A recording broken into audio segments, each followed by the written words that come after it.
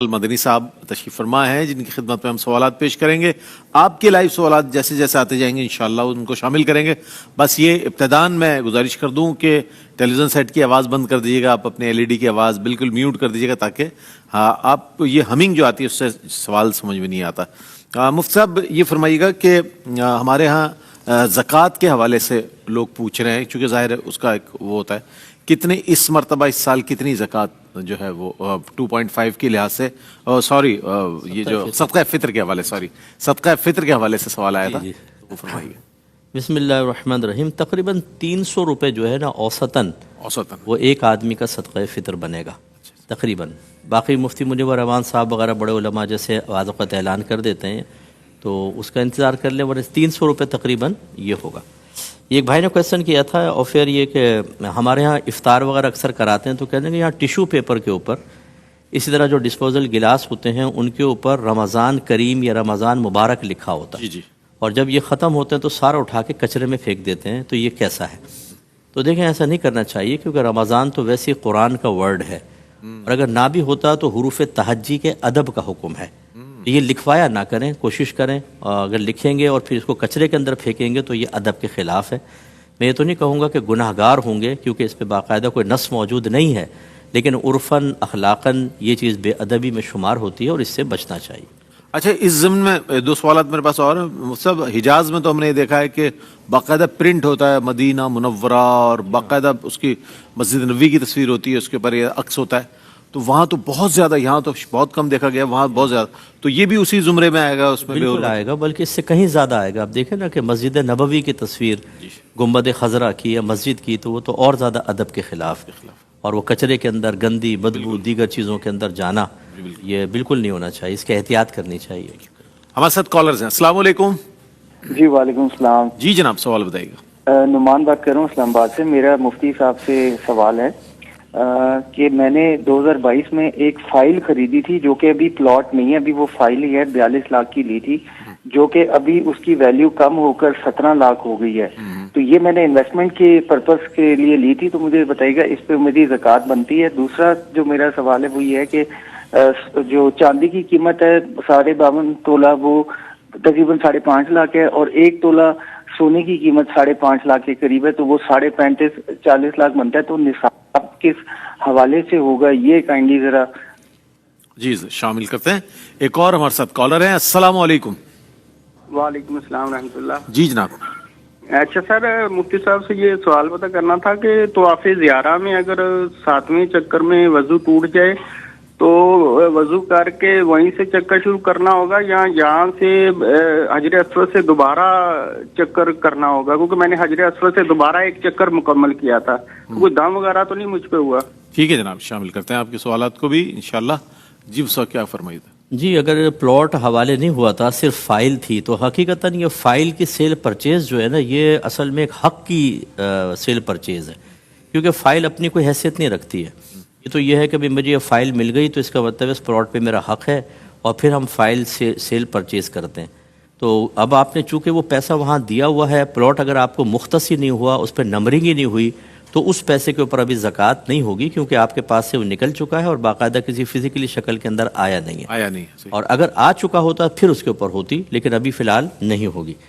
دوسرا انہوں نے کہا کہ سونا تھوڑا سا ہے, چاندی ہے, تو کس کا حساب کریں, سونے کے نصاب کا کریں یا چاندی کا؟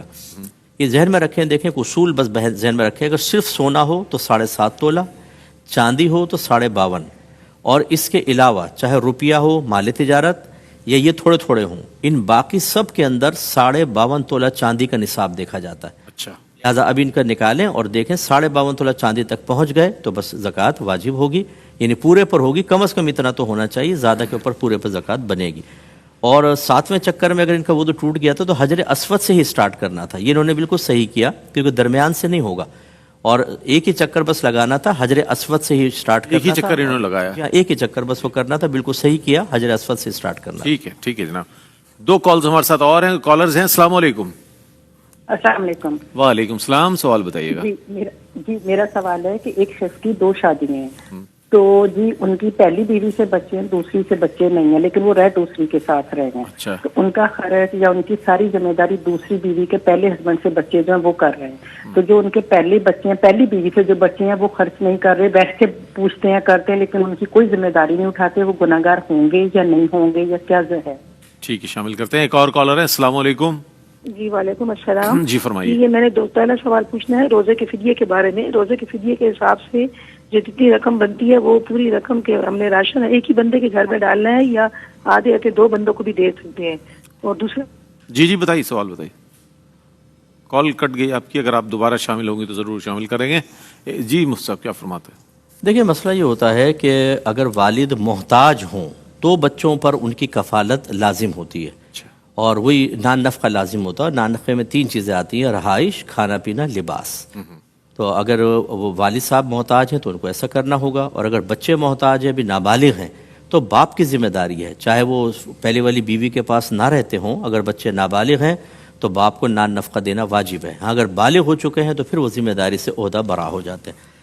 اور روزے کا فدیہ جو ہے وہ ایک روزے کا فدیہ وہی ہوتا ہے جو صدقہ فطر کی مقدار ہوتا ہے, تقریباً 300 روپے, اور وہ آپ 30 آدمیوں کو بھی دے سکتے ہیں ایک ایک کر کے, یعنی ایک ایک فدیہ 30 کو دے دیں, یا آپ جیسے کہہ رہی ہیں کہ ہم 2 کو دے سکتے ہیں کہ نہیں, تو 2 کو دے دیں, 15 ایک کو, 15 ایک کو, دونوں چیزیں صحیح ہیں. بالکل ٹھیک ہے.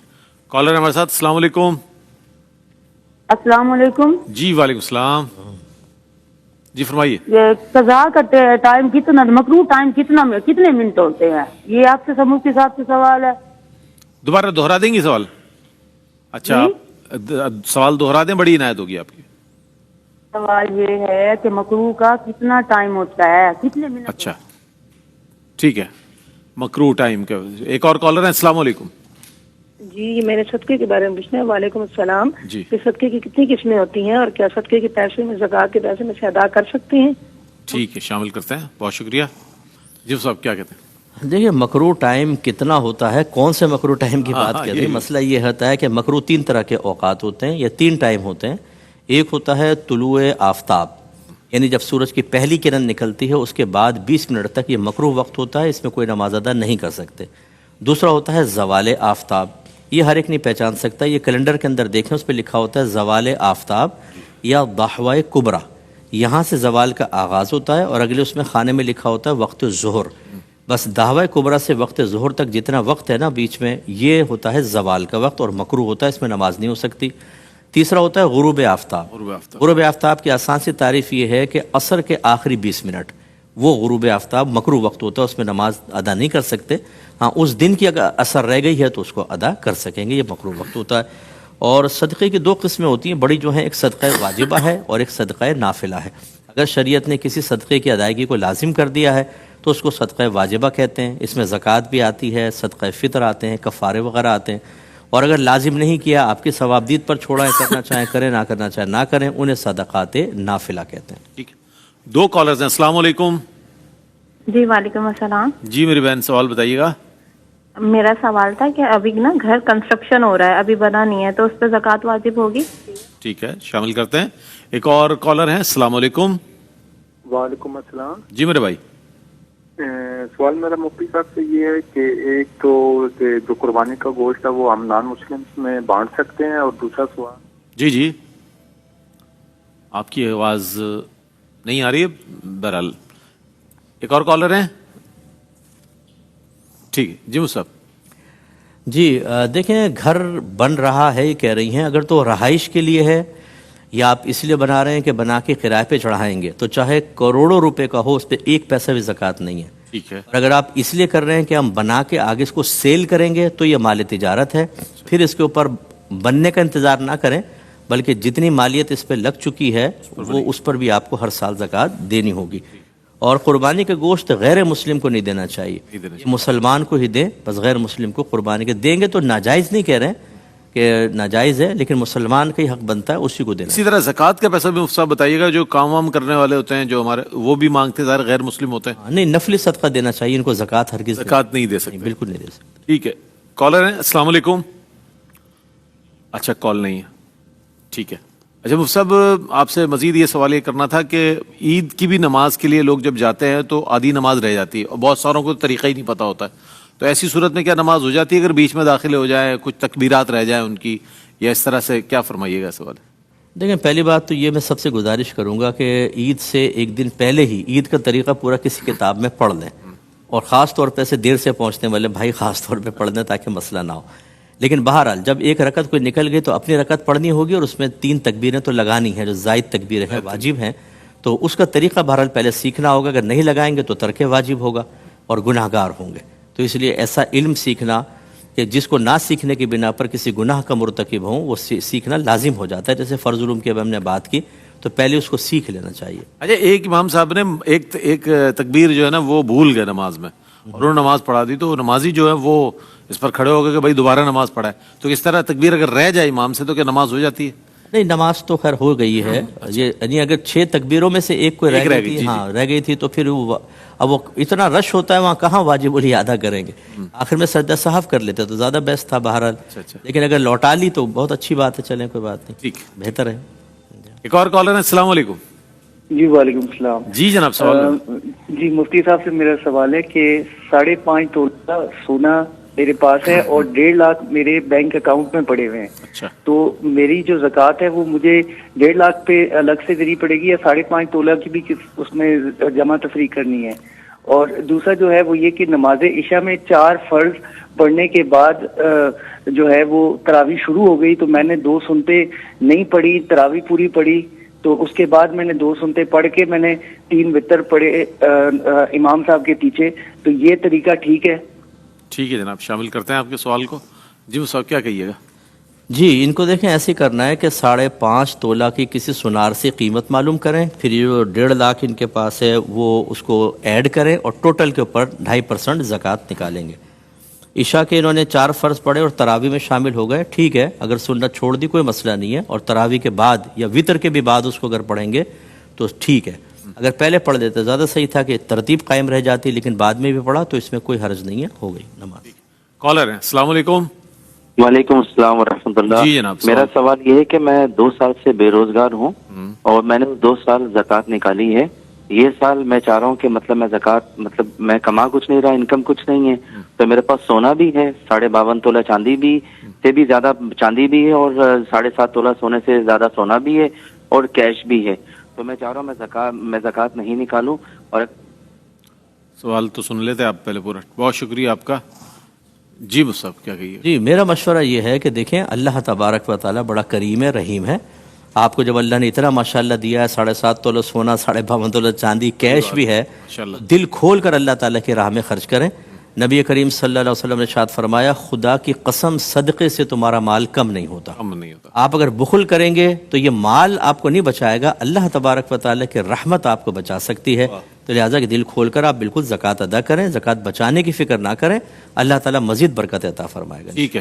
اچھا, تعلیم و تربیت کے لیے کسی یتیم بچے کی تعلیم و تربیت کے یا کتب خریدنے کے لیے زکوٰۃ کی رقم دی جا سکتی ہے؟ وہ سب یہ بھی ایک سوال ہے. زکوٰۃ بالکل دی جا سکتی ہے, اور مالک بنانا لیکن اس میں شرط ہوتا ہے, اس کو مالک بنا دیں کہ تم یہ کتابیں خرید لو, بس ٹھیک ہے, پھر وہ لے لیں. ٹھیک ہے. اچھا, مالک بنا کر, مالک بنانا ضروری ہوتا ہے. ٹھیک ہے. کالر ہے. السلام علیکم. وعلیکم السلام. جی جناب. سامنے قرآن ہو تو سجدہ کیا جا سکتا ہے؟ اگر سامنے قرآن ہو تو سجدہ کیا جا سکتا ہے. سوال شامل کرتے ہیں. اور کوئی کالر ہیں؟ جی السلام علیکم. وعلیکم السلام. جناب میرے پیسے تقریباً 30 لاکھ روپے کاروبار میں لگے ہوئے ہیں. نام میرا ملک راشد ہے. جی ملک صاحب. تو اس میں زکوٰۃ بنے گی؟ ابھی شامل کر لیتے ہیں آپ کے سوال کو. جی وہ صاحب کیا فرمائیے گا؟ جی اگر قرآن سامنے رکھا ہے اور سجدہ کیا تو کوئی حرج نہیں ہے. وہ قرآن کو تو نہیں کر رہے, اللہ کو سجدہ کر رہے ہیں. کعبۃ اللہ بھی تو سامنے ہوتا ہے, تو اس میں کوئی مسئلہ نہیں ہے. اور 30 لاکھ روپے کاروبار میں جس بھی شکل کے اندر ہیں, اگر وہ کپڑے کی شکل میں ہے, کسی میں بھی ہیں, تو بالکل اس کی کرنٹ ویلیو کے اوپر زکوٰۃ بنتی ہے. سب سے پہلے کرنٹ ویلیو معلوم کر لیں. اب 30 لاکھ کو نہ دیکھیں بلکہ جس شکل میں ہے اس کی موجودہ قیمت کتنی بنتی ہے, اس کے اوپر پھر 2.5% زکوٰۃ بالکل ہوگی. اس کے لحاظ سے 2.5% زکوٰۃ دی جائے گی. ٹھیک ہے. سوالات جو مفتی آپ کے پاس جو آن لائن کوئی سوال ہے تو اس کو بھی شامل کر لیتے ہیں ہم ساتھ. جی ہاں, ایک بھائی نے پوچھا تھا کہ اگر میں نے کسی کو قرضہ دیا ہوا ہے اور مجھے یقین ہے کہ اب وہ میرا قرضہ واپس نہیں کر سکتا, تو کیا میں یہ نیت کر لوں کہ یہ میری زکوٰۃ ادا ہو گئی؟ دیکھیں ایسے نہیں ہوتا, کیونکہ زکوٰۃ کی ادائیگی کے لیے دیتے وقت کم از کم نیت کا ہونا ضروری ہے, اور جب آپ نے دیا تھا تو قرض کی نیت سے دیا تھا, زکوٰۃ کی نہیں. لیکن اب اس میں یہ ہو سکتا ہے جتنے بھی ایسے لوگ ہیں وہ سن لیں کہ مثال کے طور پہ آپ نے 1 لاکھ روپے قرضہ دیا ہوا ہے اور واپسی کی امید نہیں ہے اور آپ کو زکوٰۃ بھی ادا کرنی ہے، آپ 1 لاکھ روپے زکوٰۃ کے اس کو دے دیں، ٹھیک ہے نا، یہ زکوٰۃ آپ کی ادا ہو گئی. اب آپ کہیں مجھے قرضہ واپس کرو اور وہی قرضے میں واپس لے لیں، زکوٰۃ بھی ادا ہو جائے گی اور قرض بھی آپ کا واپس ہو جائے گا، اور یہ طریقہ بالکل درست ہے. ٹھیک ہے. اچھا صاحب کی زوجہ جو ہے، بیوی جو ہے، اپنے شوہر کو زکوٰۃ دے سکتی ہے؟ اس کے حوالے سے بھی نہیں، یہ نہیں ہو سکتا. شوہر بیوی کو، بیوی شوہر کو زکوٰۃ نہیں دے سکتے. اچھا، زوجہ ایسی ماں باپ، دادا دادی، نانا نانی کو نہیں دے سکتے، اپنی نسلوں کو نہیں دے سکتے، سید کو نہیں دے سکتے، ہاشمی جو ہوتے ہیں، اور اسی طریقے سے غنی کو نہیں دے سکتے. باقی سب کو دے سکتے ہیں، بھائی بہن، خالہ پھوپھی چچی تائی ماموں، یہ ان کو دے سکتے ہیں. ٹھیک ہے. کالر، السلام علیکم. وعلیکم السلام. جی فرمائیے. میرا مفتی صاحب سے سوال ہے کہ گھر میں جیسے بیوی ہے، بیٹی ہے، بہن ہے، جی تو وہ چاہتے ہیں کہ رمضان میں زیادہ سے زیادہ عبادت کریں، اللہ کو یاد کریں، پڑھیں، پڑھائی کریں. تو وہ جیسے شوہر کی ذمہ داری ہے، بیمار ہیں، یا گھر میں بیٹی ماں باپ کی ذمہ داری ہے، تو اتنی ہو نہیں پاتی رمضان کے مہینے میں. تو اس کا پھر کیا طریقہ کار ہے، کس طرح ہے کہ پہلے یہ چیز ہے کرنی چاہیے یا شوہر کو ماں باپ کو دیکھنا چاہیے، کرنا چاہیے؟ ٹھیک ہے، معلوم کرتے ہیں. بالکل. ایک اور کالر ہے میرے خیال ہے، ان کو بھی شامل کر لیں. جی ٹھیک ہے، بہت شکریہ. جی مصعب. دیکھیں، ایک صحابی رسول نبی کریم صلی اللہ علیہ وسلم کی خدمت میں حاضر ہوئے، یا رسول اللہ مجھے جہاد کی اجازت دے دیں. تو آپ نے فرمایا تمہارے ماں باپ میں سے کوئی زندہ ہیں؟ انہوں نے کہا جی میری والدہ ہیں. فرمایا ان کی خدمت کو لازم پکڑ، تمہارے لیے اسی میں جہاد کا ثواب. واہ واہ. یہی ان کا جواب ہے. اگر شوہر بیمار ہیں یا ماں باپ ہیں تو یہ نہ سوچیں کہ ان کی خدمت سے میں شاید دین کا کام نہیں کر پا رہی ہوں. یہ دین کا، عین دین کا کام ہے، اور شاید آپ کی ان سے ہٹ کر جو پڑھائی ہے اس سے کہیں زیادہ اس پر ثواب ملے گا. بالکل دین کا کام سمجھ کر، نیکی سمجھ کر کریں، اللہ بہت اجر دے گا انشاءاللہ. بہت شکریہ قبلہ. مفتی صاحب آپ تشریف لائے، اور آپ جب ہوتے ہیں تو ایک رونق ہوتی ہے. آپ کی وجہ سے بہت سے ویورز منتظر ہوتے ہیں کہ مفتی صاحب کو سوالات پیش کریں گے. انشاءاللہ انتہائی رمضان تک یہ سلسلہ جاری رہے گا، آپ کے سوالات شامل کیے جاتے رہیں گے.